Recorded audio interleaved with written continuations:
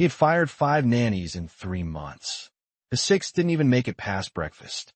The mansion sat high above the fog line, where even the sun seemed reluctant to reach. From the outside, it looked like a monument to power, all glass, stone, and perfect lines. But inside it echoed, not from emptiness, but from everything that had been lost. At the head of a 20-foot dining table sat Ethan Blackwood, suit tailored to precision, expression chiseled in stone. 2 children flanked him. Ellie, age 7, with wild curls and an untouchable stare, and Max, age 9, small hands clenched in his lap, his eyes vacant. Across the table, the nanny, a fresh-faced woman in her late 20s, stood trembling. I said, Ethan repeated, voice sharp but calm, no raisins. I didn't know Max was allergic. I gave him the cereal you had in the cabinet. You didn't ask, Ethan cut in. But he stood, pushing the chair back without a sound. You're dismissed. She blinked. Just like that. This isn't a negotiation, he said, already turning. Pack your things. The woman didn't argue. She grabbed her purse, her shoes, and what little pride she had left, then fled through the front door so fast she forgot her coat. Behind her, silence swallowed the room again. In the hallway, Mrs. Alvarez, the housekeeper of 15 years, sighed as she wiped the countertop. She didn't flinch when the door slammed. That's number 6, she mumbled to herself. Downstairs in the office, Ryan Ward, Ethan's second-in-command, leaned on the doorframe. You're running out of nannies, Ethan. I'm running out of patience, Ethan replied, eyes glued to his laptop. She made an honest mistake. Max didn't even eat the cereal. She didn't ask, Ethan repeated. I won't tolerate negligence. Ryan stepped forward. You know they don't talk to anyone anymore, right? The kids? Not since. Ethan's eyes snapped up. Don't. Ryan nodded, backing off. You need someone, or this house is going to go from cold to hollow. Ethan didn't reply. He simply typed something, then paused. A snow globe sat on the corner of his desk, dusty, untouched for years. Inside was a frozen scene. 3 figures ice skating beneath a silver sky. One of the skaters was broken at the leg. He turned it slightly to face away. 3 days later, a beat-up Honda Civic groaned its way up the private driveway, dragging a bent bumper and a cracked rearview mirror. Inside sat Lena Hart, gripping the steering wheel with one hand and a paper cup of gas station coffee with the other. Her brown hair was in a lopsided bun, her boots unmatched in color, and her eyes, while tired, still sparkled with a kind of hopeful stubbornness. She pulled up to the gate, stared at the towering estate, and exhaled. I probably should have Googled this guy. She buzzed in. The intercom crackled. Name, Lena Hart. For the nanny job. A pause. The gate creaked open. Mrs. Alvarez opened the door, looking Lena up and down like she was a stray puppy. There was a pause, thick with judgment. You're early, the housekeeper finally said. I'm desperate, Lena smiled. The woman didn't return it, but stepped aside. The interior was colder than expected. Not temperature, energy. Everything was perfect. Too perfect. Like no one lived there. Not really. Nice place, Lena murmured. Feels haunted. Mrs. Alvarez didn't blink. Wait until you meet the ghosts. Lena wandered toward the staircase, noticing a small stuffed otter peeking out from behind a vase. She bent down. Hi there, Mr. Otter, she whispered, setting him upright. Footsteps behind her. She turned to see Ellie, standing 5 steps up, watching. You fixed him, Ellie said softly. I tried. He was a bit tipsy. Ellie's lips almost curved. Max watched from behind column. Silent. Observing. Lena didn't try to talk to him. She simply smiled and walked past. Ethan entered the room like a shadow. Black suit, zero expression, aura of command. Lena turned, adjusted her collar, and extended a hand. Hi, Lena. Not into raisins. He didn't take her hand. You're late. It's 11:47. I said noon. That's early. He blinked once. You'll follow my rules. No wandering. No talking to press. No social media. No entry into the red room. You answer to Mrs. Alvarez. Your room is upstairs. You sleep by 10. Lena raised an eyebrow. Any rules about breathing? He didn't laugh. Ryan walked in. You sure about this one? No, Ethan said, but I'm tired of interviews. Lena unpacked in the guest room. It was pristine. No photos. No warmth. Just stillness. But on the nightstand, tucked behind a lamp, was a photo. Dusty. A woman smiling. Ethan's late wife, maybe. She looked familiar. Then a sound, a small giggle. Lena peeked out the door. Ellie sat on the hallway floor, building a tower of cards. Max was watching from down the hall. Lena knelt. That looks like it could survive a hurricane. Ellie beamed. Maybe. Lena didn't touch the cards. She just sat across from her, letting the silence grow comfortable. Downstairs, Ethan looked through his security monitors. One showed Lena on the floor with his daughter, cross-legged, laughing. He didn't smile, but he didn't look away. Later that night, in her room, Lena unpacked her things. A book, a sketch pad, a tiny music box, and something else. She reached into the side pocket of her bag and pulled out an old, cracked snow globe. Inside, 2 kids skating under fake snow. Just like the one on Ethan's desk. She shook it once, watched the snow fall, and whispered, "Looks like I found you again." It rained that night. Not a storm.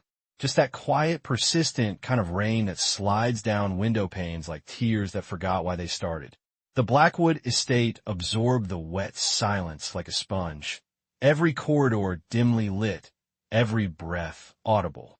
Upstairs, Lena Hart tiptoed barefoot across the guest wing, hoodie zipped, sketchpad in hand.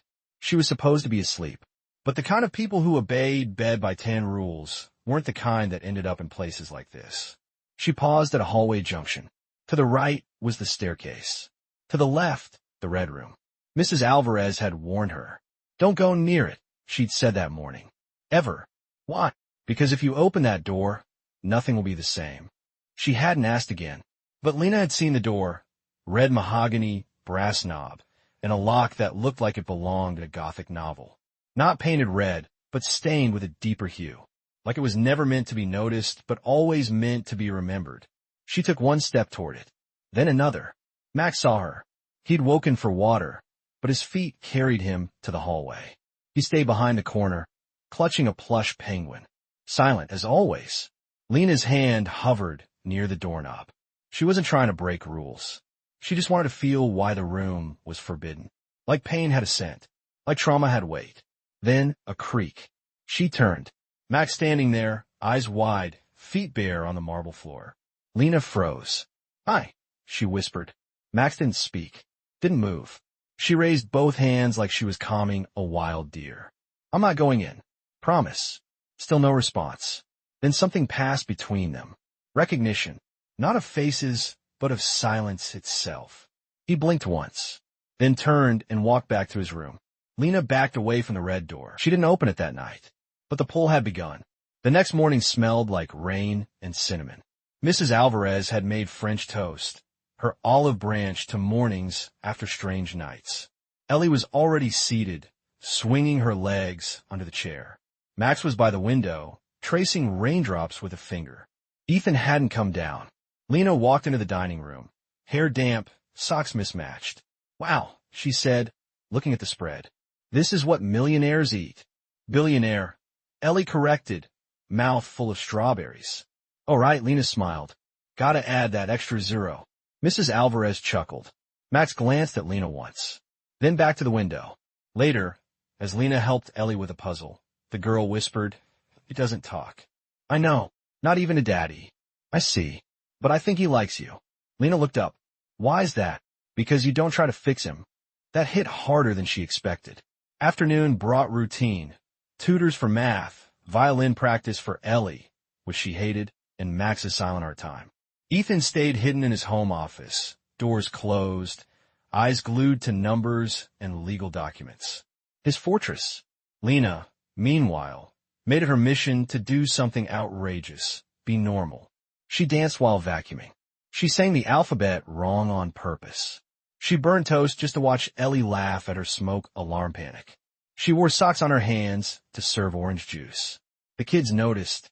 Max didn't laugh, but his eyes stopped looking empty. That was something. Later that night, Lena found Mrs. Alvarez folding laundry in the service room. "You were here when their mom was alive, right?" Lena asked carefully. The woman nodded, not looking up. What was she like? She was music, Alvarez said softly. The kind that makes you want to cry and dance at the same time. Lena paused. Did she die here? Mrs. Alvarez folded one more shirt, hands trembling slightly, then looked Lena in the eye. No, but her absence haunts every room, especially that one, the red room. That night, Lena dreamed of ice, of a frozen lake, of a snow globe shattered across marble tiles. She woke gasping, heart pounding. There were no sounds in the house, until a note slid under her door. Folded, no name. She opened it. Stopped asking questions. The next morning was cold. Ethan appeared in the kitchen for the first time during breakfast. He wore a charcoal sweater instead of suit. His hair wasn't perfect. His eyes, unreadable. Ellie perked up. Daddy, you're eating. I'm drinking, he corrected, holding coffee. Lena tried to break the silence. Morning. I was thinking we could build a blanket fort in the library today. No, Ethan said. She blinked. No. He looked directly at her. No forts. No noise. This is not summer camp. Understood, she said flatly. But you do know your daughter hides stuffed animals in your liquor cabinet, right? Ellie gasped. Ethan raised an eyebrow. Is that true? Ellie smiled guiltily. Just the fox. Max smiled. Barely. A blink and miss moment. Ethan didn't notice. Lena did. That afternoon, Lena found herself drawn again to the hallway. The red door called like a heartbeat in the walls. But this time, she didn't reach for the knob. Instead, she sat on the floor across from it. Cross-legged. Still, she placed her snow globe on the marble. Watched it. Shook it once. Snow fell. Max turned the corner. Sat beside her. Still silent. Together, they watched the snow settle. That's when the knock came. Hard. 3 pounds. Echoing through the house. Lena stood. Max froze. Mrs. Alvarez opened the front door. A man in a crisp suit, holding a briefcase. I'm here for Mr. Blackwood, he said. Who's asking? She replied. The man handed over a folder. Legal matter. Custody review. Anonymous claim. From the upstairs window, Ethan watched it unfold. He knew what it meant. Someone wanted the kids. And someone wanted him to lose them. The morning after the man in the suit delivered the envelope, everything inside the mansion shifted by half a breath. Tension lingered under door frames. It hovered in the smell of burnt toast and oversteeped tea. It clung to Ethan's every movement, as if gravity itself had turned against him. Lena noticed it first at breakfast. Ethan didn't show up. Neither did Mrs. Alvarez. The kitchen was too quiet, the dining table emptier than usual. Ellie poked at her cereal, eyes flickering between the doorway and her bowl. Max sat with his hands folded in his lap, gaze fixed out the window as rain trickled down the glass in thin, sorrowful lines. Anyone else feel like we're in a haunted museum? Lena joked. No answer. She reached for the jam jar, pretending to struggle with the lid. Oof. This thing's tighter than skinny jeans after Thanksgiving. Still silence. She gave the jar an exaggerated grunt and faked an explosion sound with her mouth as the lid popped. Boom. Victory is mine. Nothing. Ellie blinked at her. Max didn't even flinch. Lena leaned back in her chair, sighing dramatically. Well, this is tragic. My jokes used to kill in 3rd grade. Now I'm bombing harder than my attempt to make vegan mac and cheese last week. Ellie's lips twitched. Lena noticed but didn't push. After breakfast, she found Mrs. Alvarez in the laundry room, folding towels with furious precision. Everything okay? Lena asked gently. The older woman didn't look up. Just focus on the children today. What was in the envelope? None of your business. Lena nodded slowly. Okay, but if something's coming for those kids, I want to help. Alvarez's hands paused. Her voice dropped. You want to help? Then stay. Most people don't. In the library, Ellie sat with a book too heavy for her age. Max was sketching something, endless loops like fog or smoke. Lena joined them, flopping onto a beanbag with the grace of a sleepy giraffe. All right, troops. New mission. Operation Bookshelf Fort. Ellie looked up. Dad said no forts. Dad isn't here. He has cameras. Then he'll get front row seats to the best construction project this house has ever seen. With pillows, throw blankets, and a surprising amount of cooperation, they built a castle. It had 3 bedrooms, a tunnel for Max, and a lookout point with a pair of binoculars Lena found in a drawer labeled Safari 2012. They crawled in. Ellie handed Lena a flashlight. It's a magical flashlight. Only works if you say the password. What's the password? She leaned in. Otternado. Lena gasped. You mean the legendary otter tornado? Ellie giggled. Lena turned to Max. You hear that? We're doomed. We'll have to use the emergency spaghetti cannon. A pause. Then, just barely, Max exhaled through his nose. Lena froze. That was a laugh, she whispered. Don't lie. I saw it. Felt it in my soul. Max turned away, feigning disinterest. Ellie beamed. He smiled yesterday, too. Lena raised an eyebrow. Did he now? Ellie nodded, proud. All right, Lena said, flipping on the flashlight. Then by the power of Otternado, I declare this house under joyful attack. Ellie laughed again. Max's mouth twitched. The castle became a sanctuary.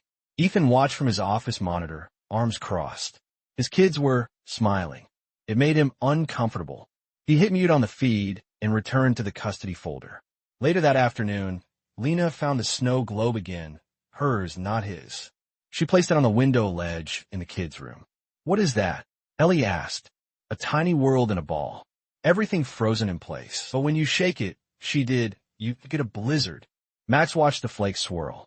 You know, Lena added, my mom gave it to me when I was 6. Said I could make my own storms when the world went quiet. You still have a mom? Ellie asked. Lena paused. Not exactly. The girl didn't press. Max reached for the snow globe, then pulled back. But the look in his eyes lingered. Connection. Downstairs, Ethan was pacing. Ryan had returned. She's breaking your rules, he warned. I know. She's building forts. Telling them stories. They're laughing. That's not the goal here. Ethan turned sharply. Then what is?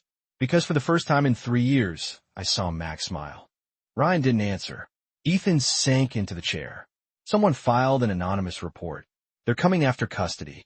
After everything. Ryan sat across from him. Do you want to win legally, or keep pretending emotions don't matter? Ethan clenched his fists. I want to protect them. Then let her stay. That night, Ethan showed up at dinner. Ellie looked surprised. Max stared, then looked away. Lena served spaghetti with meatballs shaped like little snowmen. Did you make these? Ethan asked dryly. I tried, Lena said. They were supposed to be hearts, but my art style leans toward abstract disaster. Ellie laughed. Max picked up a meatball and poked it. Lena leaned over to Ethan. So, about that fort ban, he didn't answer. But he didn't shut it down either. After dinner, the kids went to bed. Lena stayed behind to clean up. Ethan lingered in the dining room. I saw you, he said. She turned. Doing what? Burning the garlic bread or weaponizing meatballs? Making them laugh. She dried a plate. That's kind of the job. It wasn't in the contract. She looked at him. Neither was raising them alone. That hit harder than expected. He cleared his throat. Just don't make promises you can't keep. I never promise, Lena said softly. I just show up. Later that night, Lena returned to her room. Another note waited under her door. Same paper. Same handwriting. But this time, no threat. Just 3 words, don't trust him. The following morning began with the echo of a slammed door. Ethan's door. Lena jumped in her chair at the breakfast table. Across from her, Ellie dropped her spoon. Max barely flinched, but his fingers tensed around his glass. Mrs. Alvarez entered moments later, eyes grim. He's seen the cameras. Lena blinked. Which part? The fort, the singing, the snow globe. Oh, Lena said, half a grin playing on her lips, so everything good. Alvarez didn't smile.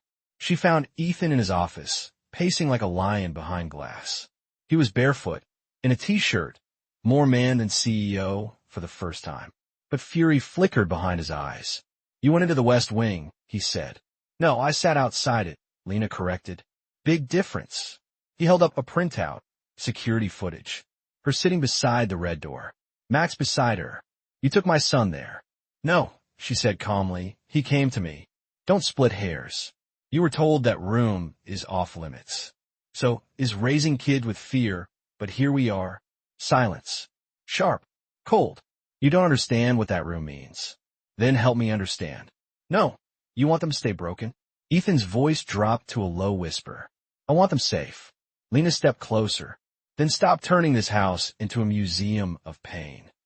She waited for a response. He gave none. Later, in the garden, Lena sat on a stone bench watching Ellie braid grass into tiny crowns.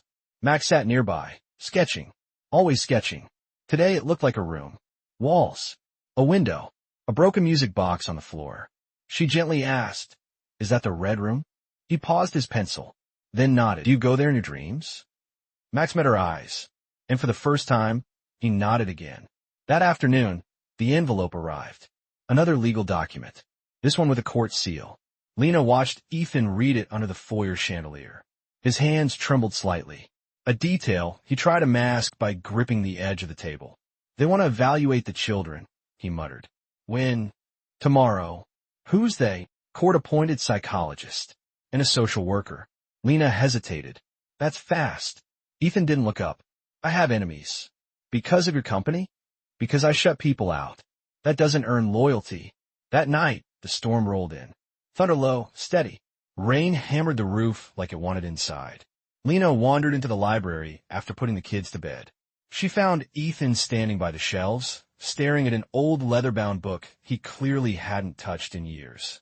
You read poetry? She asked gently. Not since her. Lena didn't ask who her was. She already knew. She loved Yeats, he added. I always hated it. Too emotional. Lena leaned on the doorframe. Maybe emotions aren't so bad. He turned. That's easy to say when yours don't cripple you. There it was. The fracture. Lena took a step in. Do they cripple you, Ethan? He didn't answer, but his silence screamed yes. Midnight. Lena couldn't sleep. Something tugged at her.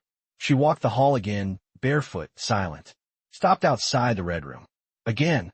She reached in her hoodie pocket and pulled out her snow globe. She held it against the door, like she could transfer memory through wood. Then she heard it. A click. The lock turned. The door creaked. It was open. No one there. No one had touched it. But the door moved on its own. She stepped inside. The air was colder. The room was dim, lit only by the moonlight bleeding through dusty curtains. A piano sat in the center. Photos on the wall of a woman dancing in snow. A child in her arms. A broken music box rested on the window ledge. Same one Max had drawn. And there, on a shelf, a snow globe. Identical to hers. Only this one wasn't cracked. She stepped closer, picked it up. Inside, 3 skaters. A man, a woman, a child. She turned it over. There was writing carved into the bottom. Come back to us. A sound behind her. She turned, and Ethan stood in the doorway. His face, ashen. You were told not to come in here. I didn't open it, she said. It opened. Don't lie. I'm not. He stepped forward, took the globe from her hand. His fingers shook. You don't get to hold this. It's just a snow globe. No, it's not, he snapped. It's what's left of her. Silence fell. Rain pounded the windows. Ethan closed his eyes. Voice broken. She died on a frozen lake. The globe was a gift. She gave it to me after Max was born. Said it was our forever winter. Lena softened. I'm sorry. She took the kids skating that day. I told her not to. Said I had meetings. She said it was a quick outing. His hands clenched the globe. She fell through. Ice cracked under her. Ellie screamed. Max watched everything. Lena stepped closer. And you haven't forgiven yourself since. He looked at her. No, then turned and walked away. She stood alone in the red room. Snow globe in her hand. Heart heavy. And finally understood. He didn't hate her presence. He feared her power to bring back what he had already buried. Ethan didn't sleep that night. He sat in the red room. The once forbidden space now cracked open like an old wound that wouldn't stop bleeding. The snow globe rested on his lap, still cold, still unshaken. His hand hovered over it, afraid of what memories might rise if he gave it life. Somewhere down the hallway, Lena slept. Or maybe she didn't matter. This room wasn't hers to carry. But it wasn't his anymore either. It belonged to ghosts now. At 5:12 a.m., Ethan heard soft footsteps. Max. The boy didn't speak, just stood in the doorway, barefoot, in dinosaur pajamas, holding a worn-out plush penguin. His eyes weren't filled with fear, just something quieter. Sadness wrapped in silence. Ethan didn't move. I didn't mean to wake you. Max walked slowly into the room, paused near the piano, then sat, right there on the floor. Ethan's voice cracked. You remember this room? Max nodded. Do you remember her music? Another nod. Ethan blinked back the weight in his chest. She used to sing something before bedtime. What was it? Silence. Max looked at the snow globe. Ethan followed his eyes. She gave you one too, he whispered. Didn't she? Max opened his hand. There, in his palm, was a tiny broken music note charm. Ethan's breath hitched. I thought that was lost. Max didn't look up. He simply placed it beside the snow globe. And for the first time in years, Ethan let the snow fall. He shook the globe, watched the flakes dance, and closed his eyes. Flashback, 6 years ago snow. Laughter. The lake was half frozen, and Claire, his wife, twirled on the edge like she was made of light. Come on, she called. Just 5 minutes. I have calls. Ethan shouted back from the car. Investors. Hong Kong. She pouted. You're always 5 minutes away from losing your damn soul. But she said with a smile. He grinned. Guilting me doesn't work anymore. Claire scooped up Max, then barely 3, and kissed his cheek. Then Max and I will have enough fun for you too. Ethan stayed in the car, watched them skate, saw Ellie spin and fall, saw Claire help her up. He'd started typing an email, then heard the scream, looked up, crack. The sound etched into his bones. Ice splitting. Claire slipping, the water swallowing her legs. Max's scream. Ellie's hands on the ice. Him, running too late. Too damn late. Now the snow globe settled. Ethan opened his eyes. Max was asleep on the floor now, curled near the piano. The music note still between them. Ethan didn't move. Just whispered, I'm sorry. To Claire. To Max. To the silence. Later that morning, Lena found him like that. Door half open. Snow globe between father and son. She didn't enter. Just smiled. Whispered finally. Breakfast was unusually warm. Ethan sat at the table with the kids, not across from them, but beside. Max ate his eggs. Ellie giggled when Lena made pancakes shaped like hearts that accidentally became sea turtles. You're an artist, Ethan said dryly. Lena mock bowed. I take commissions in burnt toast and lumpy batter. Ellie pointed to her pancake. This one looks like a foot. Then you get to eat the foot of love, Lena replied solemnly. Everyone laughed. Even Max. Just a small sound, but it cracked through the room like sunlight after a storm. Ethan didn't react at first. Then, softly, he reached over and touched Max's shoulder. You okay? Max nodded. Lena caught her breath. Connection. Later that day, the psychologist arrived. Clipboard in hand. Pinched face. Practiced smile. I'm Dr. Fletcher. I'll be spending an hour with each child. Separately. Lena tensed. Do I stay? No. Ethan watched from across the room, arms crossed. Fletcher interviewed Ellie first.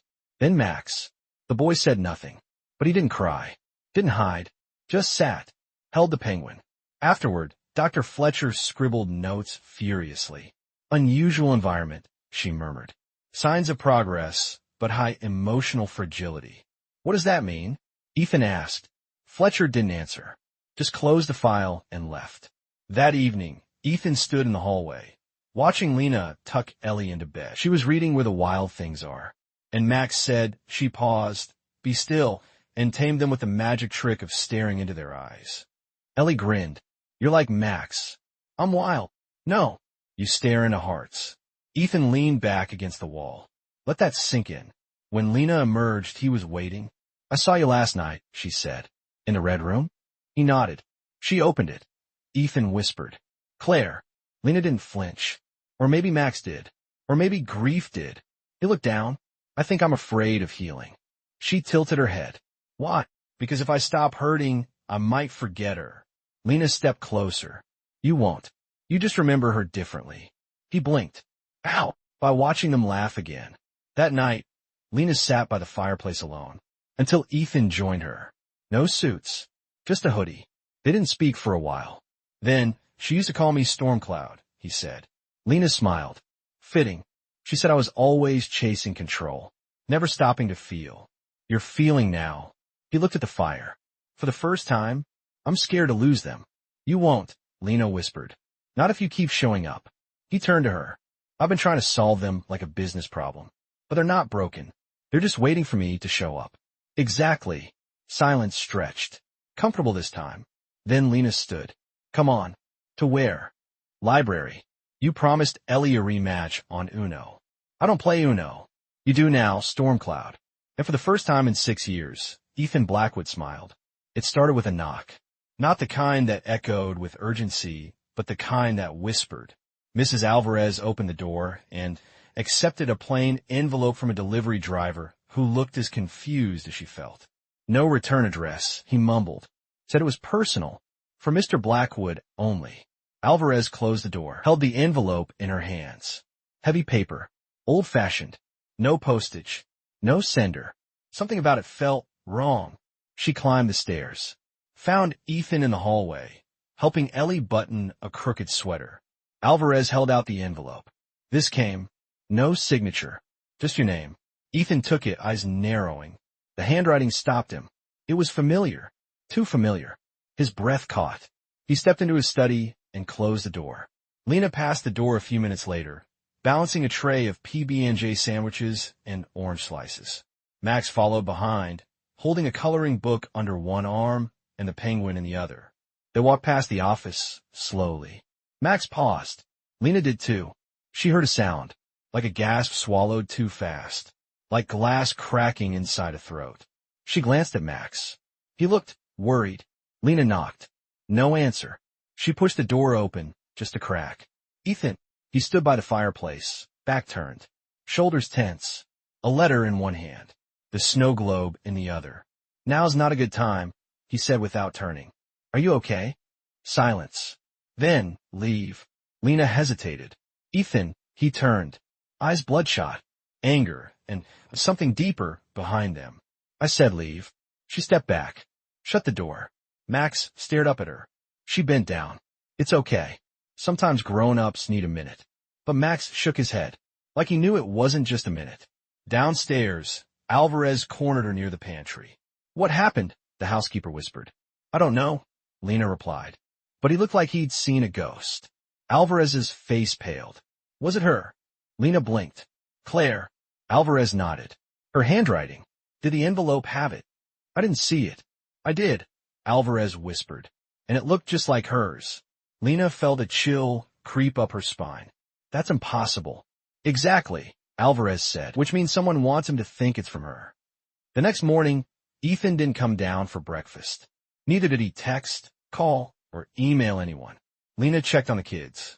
Ellie built a blanket ship out of couch cushions.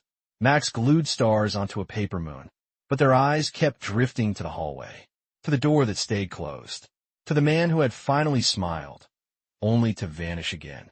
Mid-morning, Lena made tea. Then, against Alvarez's silent warning look, she carried the tray up the stairs. She knocked once. No answer. She opened the door. Ethan sat at his desk. The snow globe was in pieces on the floor. Smashed. Glass everywhere. The letter lay beside it, open. He didn't look up. You shouldn't be here. I brought tea. I don't want tea. I don't believe that. Still no smile. No sarcasm. Just silence. Lena stepped forward. What did it say? He looked at her. Finally. Eyes glassy. Red. It said she never died. Lena blinked. What? He held up the paper. It says Claire faked her death. That the body in the lake wasn't hers. Lena felt the floor tilt. That's not possible. It says the woman who died was someone else. But you saw her fall in. I didn't see her face when they pulled her out. Lena swallowed. That's cruel, she whispered. Who would send that? His voice broke. It said you know the truth. Silence. What? Lena's breath caught. What? Ethan stood. It says you were there that day. That you saw what happened. That you've been here because you know something I don't. That's a lie. He didn't flinch. Is it? You think I don't know what to think, he shouted. All I know is since you arrived, the red room opened, my son started talking, and now I get a letter in my dead wife's handwriting saying you're part of it. Lena felt her throat tighten. Ethan, I swear. Why did you really come here, Lena? She stepped back. Why do you have a matching snow globe? I told you no, you didn't. You avoided it. Every time. I didn't know it was the same. Bullshit. Max appeared at the doorway. Frozen. Ethan stopped. looked at his son. Regret washed over him like ink spilled in water. But it was too late. Max turned and ran. Lena stepped forward. "You're hurting them again," she said softly. Ethan looked down at the broken snow globe. Shards of frozen memory all around him. "I didn't ask for this," he whispered. "No," Lena said, "but maybe you needed it." That night, the house was too quiet. Max refused to eat. Ellie wouldn't come out of her room. Lena sat in the kitchen, staring at the letter Ethan had finally handed her. The handwriting was nearly perfect, but the paper was too new, the ink too fresh. And on the back, in faint pencil, a code, 3 numbers. She recognized them. They were coordinates. She went to Alvarez. "Do these numbers mean anything to you?" The old woman squinted, then turned pale. "That's the lake." Lena nodded. "Someone want me to go back there?" "Don't. I have to." Ethan sat in his study, replaying security footage. He stopped at a frame. The mailbox. A shadow, tall, hooded, dropping the envelope into it. He zoomed in. The figure looked toward the camera. And for a split second, it looked like Claire. The road to Shiver Lake was narrower than Lena remembered. Or maybe it just felt smaller because she was seeing it with different eyes. Not the eyes of a 17-year-old with nowhere to run, but the eyes of a woman walking straight into her past. The coordinates had brought her here. The lake hadn't changed much. Still glassy, still cruel in winter. A cruel kind of beauty, like a picture you want to touch but can't. The air smelled like frozen earth and old secrets. She stepped out of the borrowed car, Ethan's, ironically, and let her boots sink into the cold mud near the shore. There it was, the dock, still there, still rotting at the edge. Lena stepped onto it. She closed her eyes and let the memory return. 6 years ago, she'd been working a second job, part-time maintenance at the local rec center. Quiet, invisible. Claire had walked in with her kids one afternoon, smiling like winter didn't scare her. Lena had noticed the ring first, not because it was expensive, but because Claire kept spinning it over and over like it held her together. They had spoken once. Just once. Claire had asked for directions. And later that week, by pure accident, Lena had seen the fall. She had been walking the edge of the lake, headphones in, picking up trash. And then, ice cracking, screams, a flash of curls, a scarf flying, the sound of a child's scream that tore through bone. She'd run. She'd screamed for help, but it was too late. The woman, Claire, vanished beneath the surface. And when they pulled her out, Lena couldn't look away. The face was swollen, cold, but something felt off, like the lake had traded one woman for another. Lena sat on the dock now, staring into the water. Wind cut across the surface, scattering the reflection of gray clouds above. Then, under the edge of the dock, something glinted. She got on her stomach, reached in. Her fingers touched something hard. She pulled. A metal box. Old. Rusty. She forced it open. Inside, a folded letter. A locket. And a photograph. The photo was of Claire, holding Max as a baby. But there was something scribbled on the back. "If you're reading this, I didn't drown." Lena's heart stopped. Back at the mansion, Ethan stared at the fire in the red room. He hadn't moved in hours. Not since he saw the footage. The figure dropping the letter. The figure with Claire's face. He told himself it was a trick of the light. A coincidence. A cruel look-alike. But the way she moved, he couldn't shake it. A knock. Mrs. Alvarez entered. "I told you to stay away from her," she said softly. Ethan didn't turn. "You think she's lying?" "I think she's protecting something." "Like what?" "Like you." Meanwhile, Max was in the hallway again, pacing, holding the penguin. He passed the red room, paused, then walked in. The piano waited, silent. He climbed up onto the bench, pressed one key, middle C. The note rang like a memory. Then another, and another. A melody took shape. From memory, from love, from grief. Lena drove back in silence. The letter from the lake burned in her coat pocket. She pulled over before she hit the gates of the mansion. Took it out. "Read it again. If you're reading this, I didn't drown. I had to leave. For their safety. He doesn't know what he's capable of." Lena whispered, "What the hell, Claire?" She walked through the front door as thunder rolled in. The sky split. Rain slammed the windows. Ethan met her in the foyer. Their eyes locked. "I went to the lake," she said. "I know. You saw the car?" He nodded. She stepped forward. "You need to read this." I don't want another letter. This one isn't from me. She held it out. Ethan stared at it. Didn't take it. I found it under the dock. In a lockbox. Claire put it there. Finally, he reached. Opened it. Read. And as he read, he paled. Stumbled back a step. No, Ethan, she left. She chose to leave. No, Lena said gently. She thought she had no choice. He dropped the letter. Who was she protecting them from? Lena looked at him. I don't know. But in her gut, she feared maybe she did. Max's piano notes floated down the hall. Soft, haunting, like a lullaby played in reverse. Ethan followed the sound, paused in the red room doorway, watched his son play, and cried for the first time in years. Not because of pain, but because the sound of healing had never felt so sharp. Later that night, Lena stood at the window of her room, holding the locket she found in a box. Inside was a photo of Claire and a tiny folded note. She opened it. It was a phone number. No name. Just one line. When they're ready to know the truth, call me. Night at the Blackwood estate no longer felt still. It pulsed, like the walls had started breathing again, like ghosts were whispering louder, clearer. Ethan barely slept. Lena barely closed her eyes. The kids sensed it too. Ellie had crawled into her brother's bed, and Max held the penguin tighter than usual. Everyone was waiting. For what, no one knew. The following morning, Ethan stared at the letter from the lake again. Every word was a match. Every curl of the Y. Every slant of the R. Claire's handwriting, no doubt. But the meaning behind it? That was a storm he didn't know how to weather. She said she left to protect the kids, he muttered. Lena sat across from him at the kitchen table, hands wrapped around a mug that had long gone cold. She wrote something else, she said. A number. Did you call it? No, what? Because I was afraid of who might pick up. Ethan exhaled. Call it, he said. I was hoping you'd say that. Lena went to her room. Dialed. The line rang once. Twice. Then a voice. Feminine. Calm. Too calm.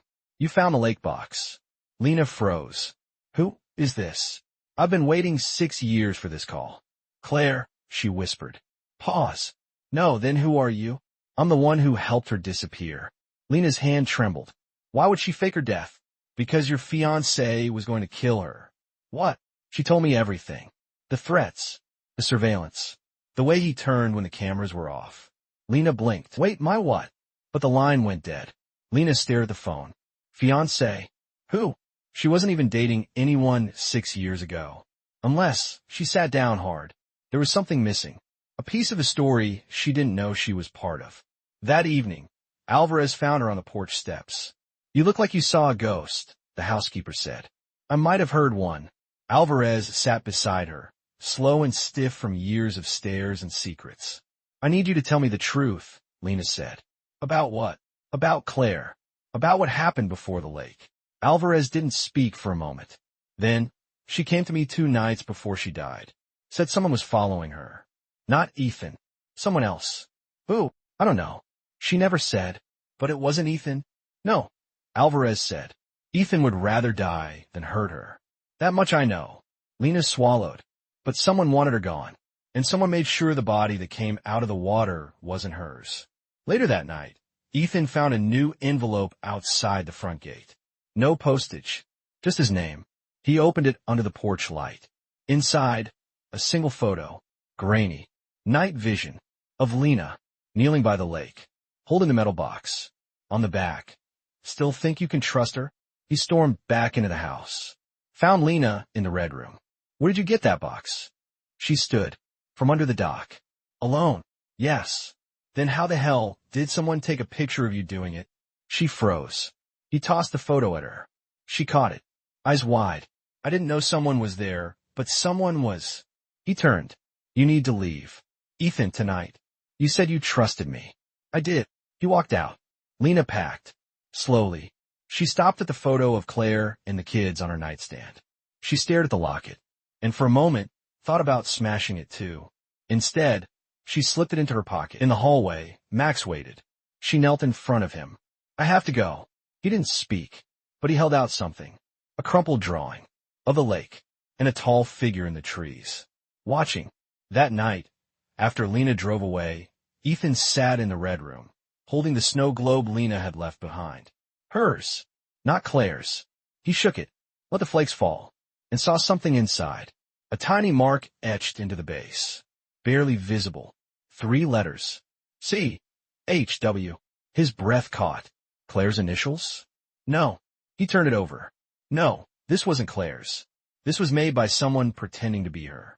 Elsewhere, in a dark room filled with surveillance monitors, a man sat watching the footage from the lake. He zoomed in on Lena's face, smiled, then turned to the shadows behind him. She's in now, and the boy's starting to remember. Another voice replied, good, then the real game begins. The wind howled through the trees like it had something to say. Something urgent, something old. Lena didn't drive far that night. She couldn't, not with her heart pounding. Her thoughts fractured like the snow globe Ethan had thrown at the wall. Instead, she pulled off the road near the edge of the woods, just out of sight from the mansion's gates.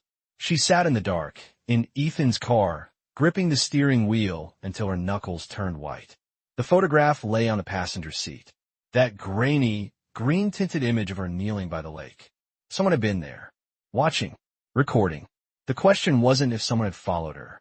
It was, how long had they been following all of them? Inside the mansion, Max woke with a start. It was barely 3 a.m. He didn't cry. He didn't scream. He simply sat up, reached for a sketch pad, and drew. First, trees. Then, a tall figure. Then, something in the figure's hand. Not a knife. Not a gun. A camera. Ethan poured himself a glass of whiskey in the kitchen. Second one. Maybe third. He hadn't slept since the lake. Since Lena left. Since the photo. He knew something was wrong, but the betrayal felt so sharp, so immediate, that it muted everything else. That was until he saw the new sketch on the kitchen island. Max must have left it there. Ethan stared. It was the figure again. Tall. Hidden. Watching. With a camera. And in the corner, barely scribbled, the kids' playroom window. He dropped the glass. Shards scattered like ice. Ethan ran. Through the hallway. Into the kids' wing. Ellie was asleep. Max too. But their windows? Unlocked. Barely cracked open. Nothing looked touched. But the curtains moved like they'd been disturbed. He locked both windows, heart racing, then turned toward the security room. He hadn't checked the perimeter logs in days. Lena didn't sleep either. She sat under the trees and replayed the phone call over and over in her head. Your fiancé was going to kill her at that line. Who was it meant for? Not her. Claire never even knew her. Not really. But maybe the voice on the phone wasn't talking to Lena. Maybe it was just using her to say something to Ethan. A trap.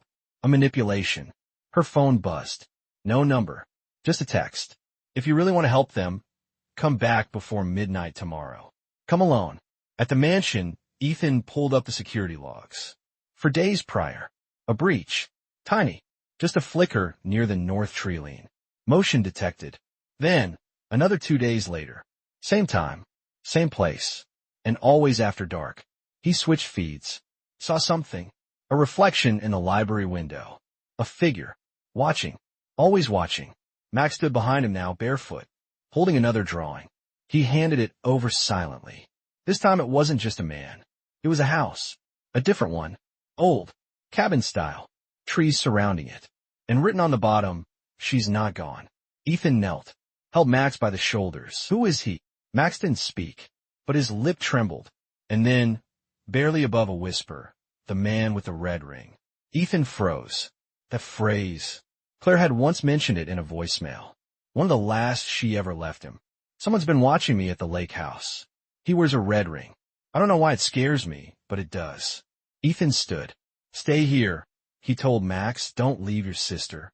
Then he grabbed his coat, his keys, and ran. Lena had just pulled back onto the road when her headlights caught movement. A flash of silver in the woods. She braked, got out, held up her phone light. Nothing. Then, a glint of glass. A camera lens.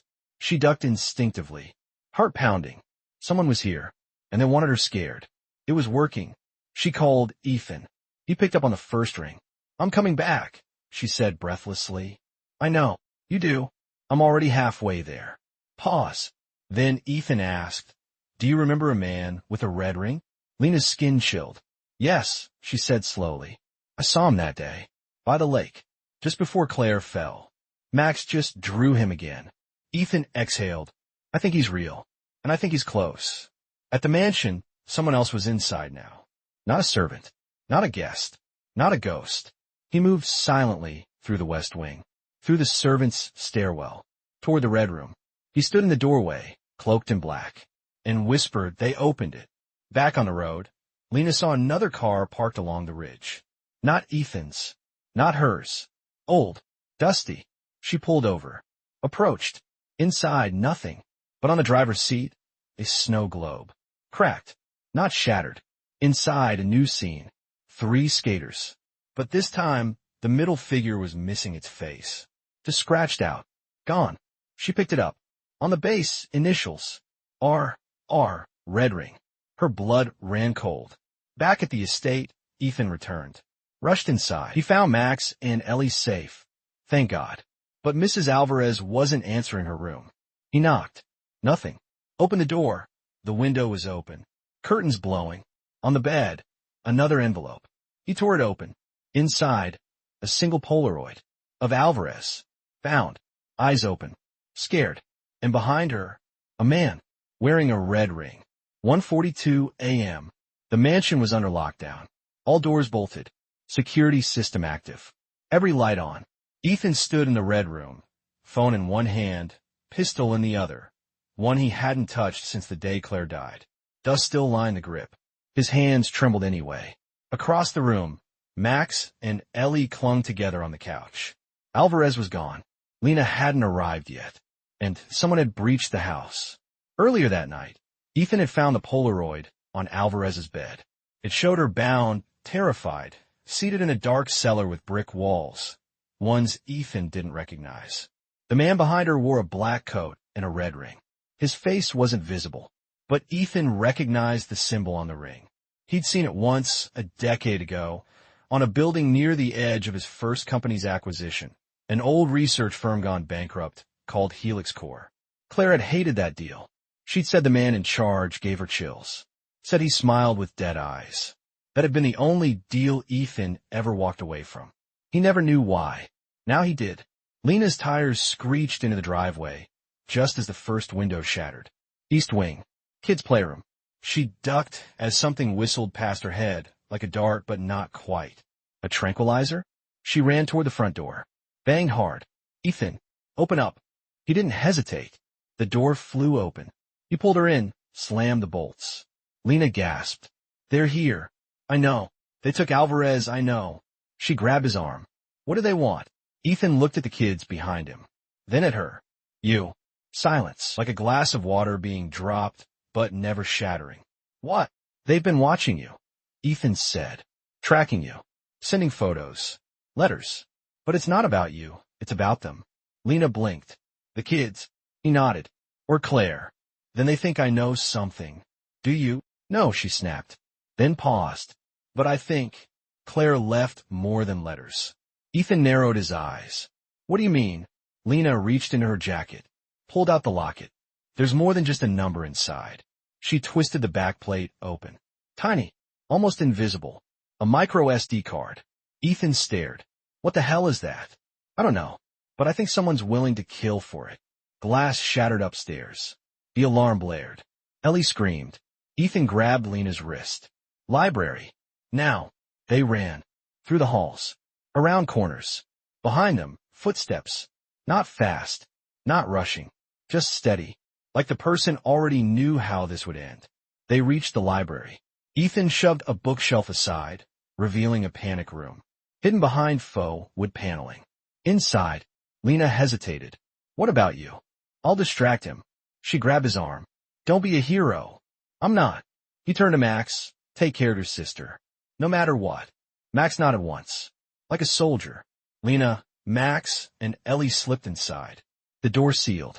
Ethan turned, walked out into the hall, and waited. The footsteps came closer. And then, he appeared. Black coat, red ring, eyes pale gray, almost colorless. Not angry, not wild, just calm, like someone who'd already won. Where is it? The man asked. Ethan didn't respond. The man smiled. You think hiding them changes anything? You took Alvarez. She's still alive. For now. What do you want? Claire's legacy. Ethan's jaw clenched. She's dead. The man tilted his head. Is she? Inside the panic room, Lena inserted the SD card into the backup laptop mounted to the wall. The screen flickered, then loaded. Video. Claire's face. Alive. Clear. No one can see this unless they've earned it, she said on screen. If you're watching, I'm either dead or they're back. She looked scared, determined. I found something at Helix Core. Something Ethan never saw. They were running experiments on memory, on children. Lena gasped. Claire continued. They wanted to manipulate what kids remembered. Or didn't. Max was a target. I pulled him out just in time. The video glitched. Cut. Lena turned to Max. He stared at the screen, eyes wide, tears forming. Do you remember? She whispered. Max nodded. I saw the ring. In the hallway, Ethan and the man stared each other down. I won't let you near them, Ethan growled. The man smiled. You already have. And then he pulled something from his coat. Not a weapon. A button. He pressed it. Boom. The west wing exploded. Fire. Smoke. The walls shook. Books toppled. Inside the panic room, alarms blared. Power flickered. Ellie screamed. Lena grabbed the kids. We need to move. Now. She pushed open the emergency hatch, a tunnel leading under the estate. Max went first, then Ellie. Lena followed, just as the door blew open behind them. Ethan fell from the blast. Conscious, but barely. The man walked past him, toward the red room, whistling Claire's lullaby. Lena emerged outside behind the greenhouse, pushed the kids into the trees. Smoke filled the sky. Sirens wailed in the distance. Security system had triggered local emergency services. She pulled her phone. Dead. Jammed. She turned to Max. Can you show me the cabin you drew? He nodded. Pointed. Through the trees. She grabbed their hands. Ran. Back in the red room. The man opened the piano. Pulled something from inside. Another snow globe. Identical. He shook it. Smiled. Full circle, he whispered. Then disappeared into the smoke. They ran until the mansion disappeared behind them, swallowed by smoke and sky. Lena didn't stop until her lungs screamed. The kids didn't cry. There was no time. Max led the way through the woods, following a path only he seemed to know. Every few feet, he paused, eyes scanning the trees, turning towards shadows like they whispered secrets only he could hear. Ethan was still back there, bleeding, maybe worse. Lena had wanted to stay. She'd fought him at the panic room door. You can't do this alone, she'd said. But Ethan had looked her straight in the eye and replied, maybe not. But I'd rather die protecting them than live wondering if I didn't try. Then he'd pushed the bookshelf shut. Now, in the woods, Lena looked down at Max. Are you sure this is the way? He nodded once, then pointed ahead. A cabin, hidden by trees and overgrown vines. Wooden, small, crooked like it had aged with secrets. Ellie whispered, is that where she went? Lena didn't know if she meant Claire or Alvarez. She didn't ask. She opened the door. Inside, dust hung in the air like ghosts. But it was warm, lived in. A fire pit in the center. Shelves of books. Photos on the walls. And in the corner, a piano. Ellie gasped. It's hers. Claire's. Max walked toward the piano. Touched one key. Then another. Then a full sequence. Claire's lullaby. In perfect rhythm. Ellie turned to Lena. He knows it. Lena knelt beside Max. You remember? He nodded. More than nodded. He opened a sketch pad. Flipped to the back. Tore out a hidden page. A map. With a code. Coordinates. Lena called Ethan's private line. No answer. She left a message. Then one more. And then she called the number from the locket again. The woman picked up. I was wondering when you'd reach back out, she said. Who are you? Lena demanded. A friend of Claire's. She told me if anything happened, you were the backup. What the hell does that mean? It means you're the one who finishes what she started. At the mansion, Ethan crawled from the rubble. Blood on his shirt. Smoke in his lungs. Sirens in the distance. But no sign of the man in black. Just the snow globe, shattered again at his feet. He looked up at the walls. They were burning. The red room gone. History gone. Claire's piano, ash. But something survived. Max's sketchbook. Ethan grabbed it. Opened to the back. Saw the same map. Same code. The same coordinates Lena now held in her hand. She turned to the kids. We can't go to the police, she said. Why not? Ellie asked. because they'd never believe this. Lena stared at the map. It pointed to an abandoned Helix core facility in the mountains, near the old river plant. She remembered now. Claire had filed a whistleblower complaint. It never made it to the press, because someone bought the silence and buried the story. Lena whispered they were testing memory suppression. Max looked up. I saw the chair, he said softly. What chair? He pointed at the sketch pad again. A machine. Wires. A child. Alone. Lena's hands trembled. They used you. Max nodded. But you remembered. Lena made a decision. A reckless one, but it was the only way. She stood. Stay here, she told the kids. I'm going in. Max's grip tightened. No, you're too important, she said. If they get you again. No, he pulled something from his backpack. The penguin. Inside it, ripped open by shaky hands, was a tiny flash drive. Claire must have hidden it there. Lena took it. Is this it? Max nodded. Everything they did. She stared at the map, then turned to the kids. New plan, she said. We burn them down. 10 minutes later, she was back in the car. Alone, driving toward the coordinates. Toward the mountains. Toward Helix Core. She didn't know what she'd find, but she knew what she would do. Get in. Upload the drive to every news network, every server, every backup possible. Expose everything, even if it meant being caught, even if it meant dying. Meanwhile, Ethan reached the panic room. Empty. He smiled. She made it out, then collapsed. As Lena drove through the storm, a car followed. Dark, unmarked, red ring glinting behind the wheel. The voice on her phone returned via text. You were never just the nanny. The entrance to the old Helix Core facility was barely more than a rusted gate, hidden behind a curtain of frost-killed pine trees and 30 years of silence. Lena parked Ethan's car 100 yards out and covered the rest of the distance on foot, the flash drive tucked inside her bra, her heart pounding like it had memorized a war drum. There were no cameras she could see, but she felt them anyway. Watching, waiting. She ducked under the fence, boots crunching ice, breath clouding in the air. It looked abandoned, collapsing, but she knew better. Claire had known better. Inside, the facility was a graveyard of broken tech and whispers. The lobby was dust and cracked tile, filing cabinets tipped over, a water cooler long since drained of life. But the air held a different kind of weight, like trauma had saturated the concrete itself. Lena paused beside an old security panel. Still powered. Still lit. Still active. A chill slithered down her spine. She pressed forward. Back at the cabin, Max stared at the map. He traced the red lines with his fingers, mouthing words only he could hear. Ellie watched him, worried. You think she's okay? She asked. Max didn't answer. He grabbed the snow globe from the windowsill. Lena's, not Claire's, and shook it once, then whispered, come back. Ethan woke up in the hospital, bandaged, monitored, cuffed to the bed. Police officers outside his door. He groaned. Blackwood. One said, you're lucky your house didn't kill you. He ignored them. Where's Lena Hart? He asked. The officer flipped through notes. Nanny. She's not just a nanny. Ethan snapped. She's wanted for trespassing, possible theft, arson. She's trying to stop something. The cop shrugged. Then she's doing a terrible job. Lena descended a metal stairwell that creaked like it hadn't been walked in decades. But the lights were still on. Motion sensors flickered awake as she moved past. Room after room.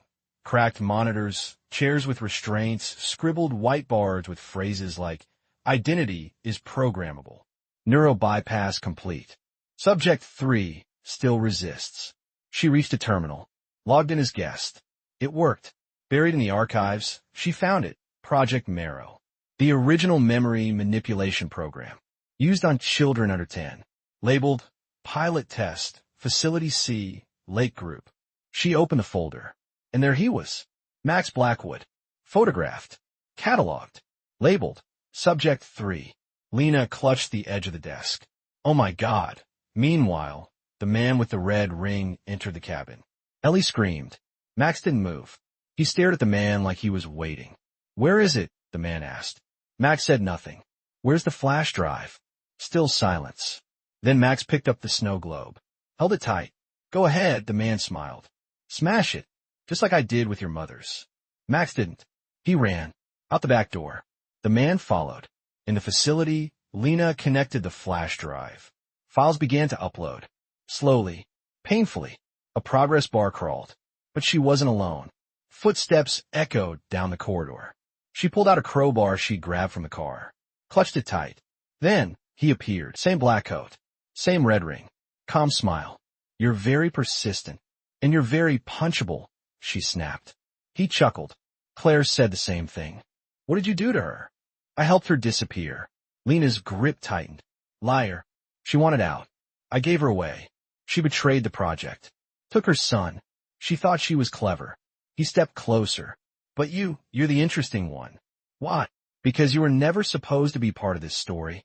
He lunged. She swung. Crowbar met ribs. He gasped real pain, finally. She shoved him into a file cabinet. Ran. Down the hallway. He chased. She turned corners, ducked through labs, until she found a sealed door marked. Server vault, level 2 clearance.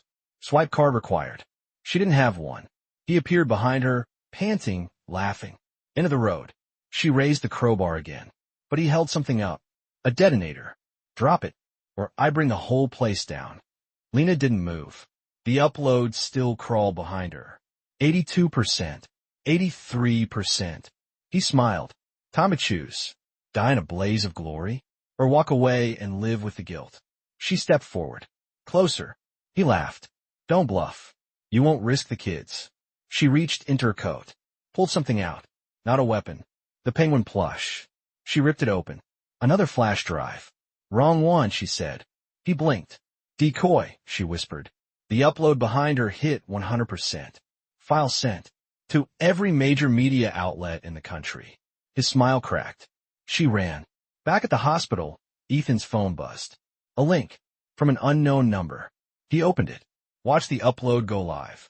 Project Marrow exposed. Names. Experiments. Victims. Photos. Claire.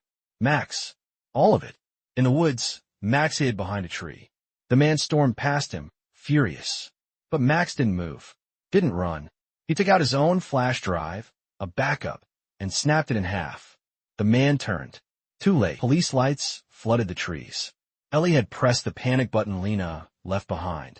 Officers tackled the man within seconds. Max stood in the clearing. Snow falling. Silent, but not afraid. Lena emerged from the woods an hour later, dirted, bruised, but alive. She saw Max ran. Felt her knees. He hugged her tight. No words. Just presence. Ethan was released the next morning. He drove straight to them. Found Lena asleep on the cabin floor. Max curled beside her. He knelt. Touched her shoulder. I got your message, he whispered. She opened her eyes. I told you I wasn't just a nanny. He smiled. I'm starting to believe it. The courtroom was packed. Reporters lined the back row, murmuring behind phones and lenses. Lawyers flipped pages like knives. Victims sat in silence. And near the front, Lena, Ethan, Max, and Ellie. For the first time, no one ran. No one hid. And for the first time in years, Ethan Blackwood's hand found Lena's under the table. She squeezed back. 3 days earlier, the world had changed. The Helix core leaks exploded across every news network. Headlines screamed, Billionaire son was test subject in government-linked memory trial. Nanny uncovers secret project, Marrow. Project Marrow whistleblower dead or missing. Claire's name trended for 36 hours straight. The videos, the data, the testimonies, all released. Anonymous drop, but everyone knew who the dropper was. Back in the mountains, after the arrest, the man with the red ring was dragged through mud and frost. His expression never changed, until he saw Lena. Then he smiled. Do you think this end with me? He whispered. Lena didn't respond, but Max did. He walked forward, holding the snow globe, the one from Claire's piano. He stared the man down, then dropped it. Glass shattered. The man flinched. The first time he looked afraid.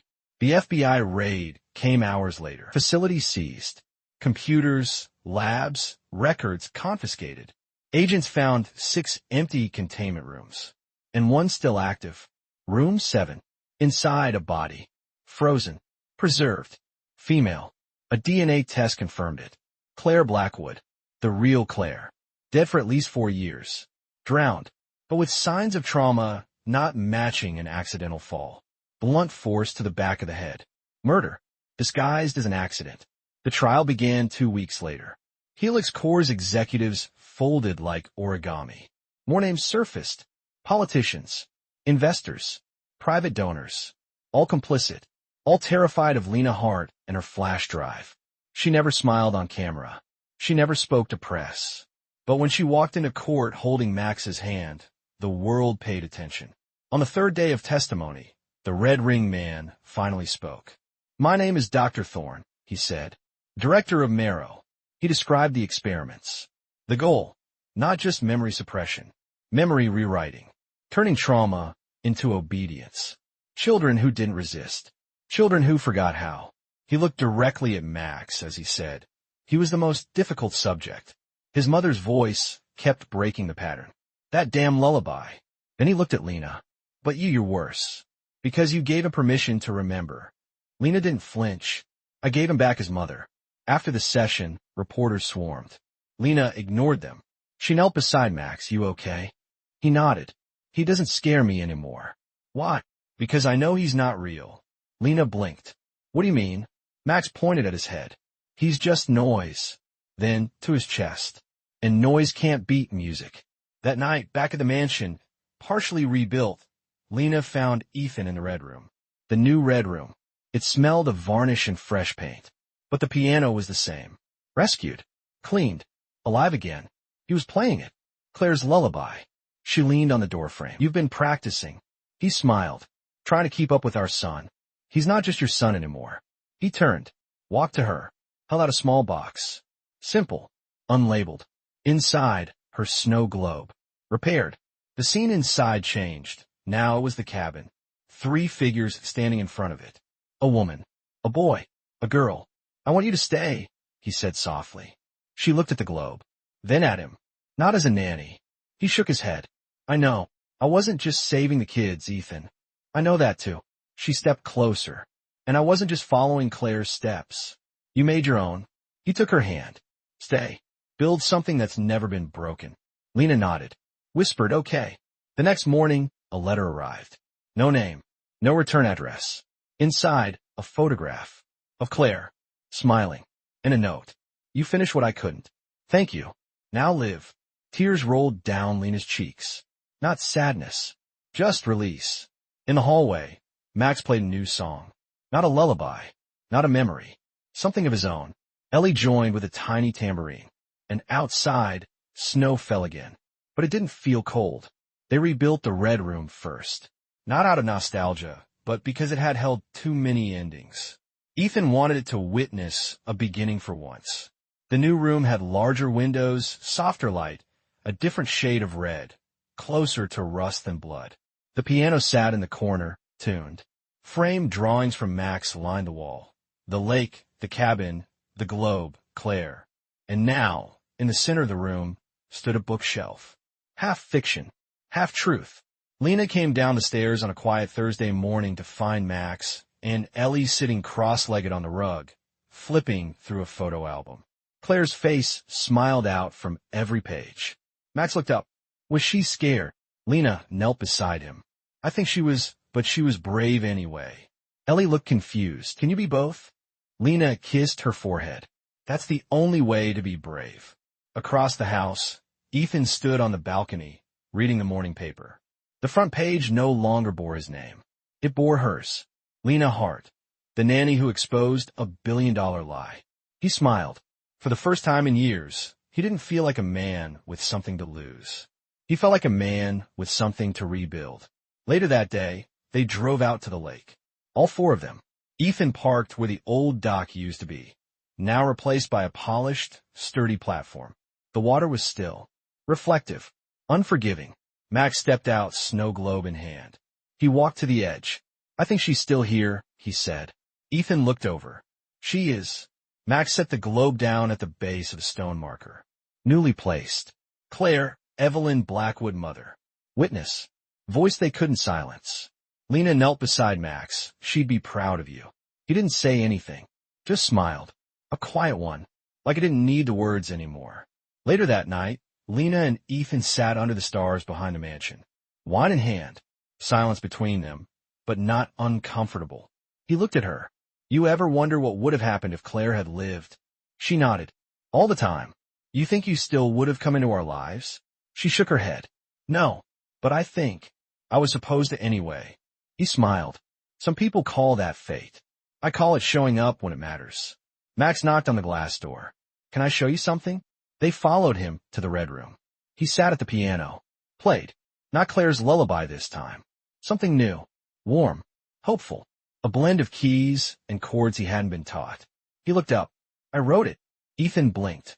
You named it. Max nodded. Heartbeat. Lena laughed, eyes wet. Spelled with an A? He grinned. Like you. Ellie climbed onto the bench beside him with a tambourine. Offbeat, loud, perfect. Ethan poured another glass of wine and watched. Lena curled against his shoulder. Are we okay? He asked. She didn't answer right away. Then, we're not broken. Just finally not pretending we weren't. The doorbell rang. An unexpected knock at sunset. Lena went to answer it. Outside stood a woman in her late 50s, soft eyes, wind-chapped cheeks. She held a box. I think this belongs to you. Lena frowned. I'm sorry, do I know you? I worked with Claire. Before it all went dark. She said if anything happened, I'd know when it was time. She handed over the box. Lena opened it inside. Inside, more files. Claire's journals. Blueprints. The original recording of her final message. And one more snow globe. Intact. Inside, a miniature version of the Blackwood mansion. But not as it was. As it is now. Rebuilt. That night, Lena placed it beside Max's bed. He rolled over, eyes sleepy. You're staying, right? She nodded. Always. He reached for the penguin plush. Still stitched, still soft. Then reached for her hand.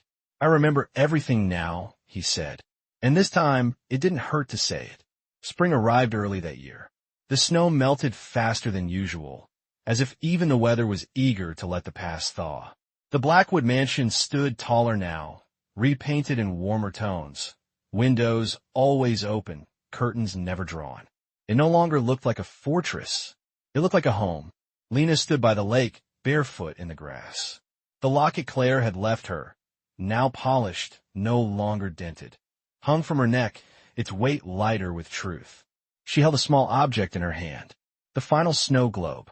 She turned it over slowly, watching the flakes swirl around the miniature version of the house. It had Max's drawing etched into the base now. She smiled. The echo was still there, but it no longer hurt. Inside, Ethan was baking. Yes, baking. Flour on his shirt, a smudge on his cheek, and a determined kind of chaos in the kitchen. Ellie stirred the bowl. Max added too much chocolate. No one corrected him. Lena walked in, leaned against the doorway. I leave for 10 minutes, and you start a bakery? Ethan turned. We're calling it Heart and Dough. That's terrible, she laughed. Ellie beamed. We already made cookies. Are they edible? Technically, Max said, shrugging. Ethan kissed Lena on the cheek. You look different. She nodded. I feel different. Later, they took a drive. Back to the cabin. Max wanted to see it one last time. They arrived near dusk. The trees were blooming again, saplings fighting their way through ash and frost. Life returning. Inside the cabin, nothing had moved. The piano still stood. The sketch Max had drawn still hung on the wall. But he walked to the far end, behind the bookshelves, reached into a hidden compartment, and pulled out a small audio recorder. I forgot about this, he whispered. Lena clicked it on. Claire's voice filled the room. Soft. Steady. If you're hearing this, it means you made it. Somehow. Maybe I didn't. But that's okay. Because you're still here. Pause. And Max, if you're hearing this, baby, I need you to know you were never broken. Never. Another pause. Then the sound of her playing. The lullaby. One last time. They listened in silence. Even Ethan wiped his eyes. Back at the mansion, that night, they threw a small celebration. Just the four of them. Max's favorite dinner. Ellie in a crown made of daisies. Lena in an old sweatshirt that once belonged to Claire. Ethan in the apron from earlier. Chocolate stains intact. They toasted with hot chocolate. And laughter came easily. Not forced. Not trying to fill silence. Just real. After the kids went to bed, Lena sat by the fire. Ethan joined her, carrying a wrapped box. She raised an eyebrow. Another snow globe? No, he said. She unwrapped it. Inside, a manuscript, titled, The Woman Who Remembered for Them All, by Ethan Blackwood, inspired by Lena Hart, dedicated to Claire. She opened to the first page. Read the first line. Some people are born into legacies. Others walk into the fire to build them. She closed the book, eyes full. I don't know what to say. Say you'll help me finish it. She smiled. I already did. Weeks passed. The world moved on. But the story didn't vanish. Because echoes don't disappear. They settle. They stay. In music. In drawings. In the smell of cookies burning in the oven because Max turned the timer into a race. In the tambourine Ellie now insisted on bringing to every piano recital. In the lullaby that played softly in the red room, just enough to make visitors pause and smile. Lena sat by the window one rainy morning, sipping coffee, watching the lake ripple in the distance. A knock at the door. Mail. She opened it. A small package. Inside, one final snow globe. But this one didn't come from Ethan or the kids. Inside the globe, a woman standing at a piano, 2 children behind her. And etched on the base, some stories don't end. They echo. No name, no return address. Just a whisper, a reminder, a thank you. She placed it on the mantel beside the others, then turned and walked into the day.